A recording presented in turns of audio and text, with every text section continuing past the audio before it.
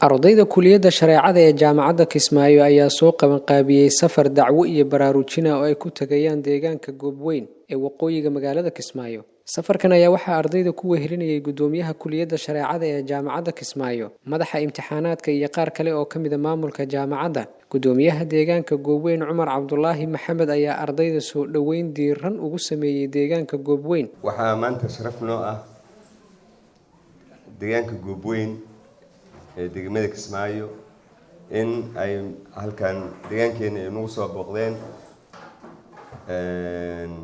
ardada kuliyadda shareecada ardada dhigata kuliyadda shareecada islaamiga ah ee jaamacadda Kismaayo gobolka Jubbada Hoose oo uu hogaaminayo Dr. Sheikh Abdixayi Deeq Xuseen iyo gudoomiyaha ardada jaamacadda kuliyadda shareecada. gudoomiyaha ardayda kuliyadda shareecada ee jaamacadda Muscab Sulub Qorone ayaa ka warbixiyay ujeedka safarkan. waxaan nahay arday kuwaas oo ka timid degmada Kismaayo ahayd oo dhigata jaamacadda Kismaayo gaar ahaan kuliyadda shareecada. hadafka aan u soo baxnay ama qasadka aan u soo baxnay waxa uu ahaa inaan walaalahayn degan tuulada Goobweyn inaan soo gaarsiino cilmiga Ilaahay oo na baray oo runtii nagu waajib ah inaan gaarsiino walaalahayn muslimiinta ah.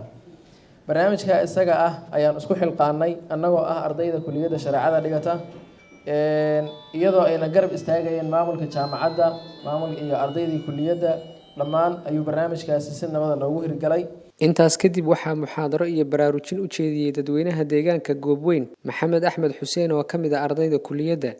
nabigu sallallahu alayhi wa sallam wuxuu ku yiri xadiis la hasada illa fi ithnatayn رجل آتاه الله مالا فسلطه على هلكته في الحق ورجل آتاه الله علما ورجل آتاه الله الحكمة فهو يقضي بها ويعلمها أو كما قال النبي صلى الله عليه وسلم.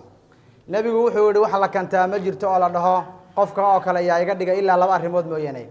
Abdixayi Deeq Xasan gudoomiyaha kuliyadda shareecada ee jaamacadda Kismaayo oo goobta ka hadlay ayaa u mahad celiyay dadaalka ardayda jaamacaddu ugu jiraan inay ku baraarujiyaan dadka deegaanka. si gaar ah ardadii abaabulkan lahayd gabdhiyo wiilalba shaqadan qiimaha badan inoo abaabushay ayaan si gaar ah ugu mahad celinayaa.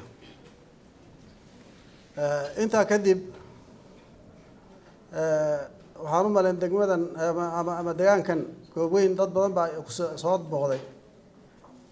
qaarba ujeedooyin bay soo booqanayeen, qaar dalxiis bay soo booqanayeen, qaar hay'ad bay ahaayeen, qaar waxyaalo kale. annaga booqashadoodu waxa weeye waa booqasho alla dartii ah.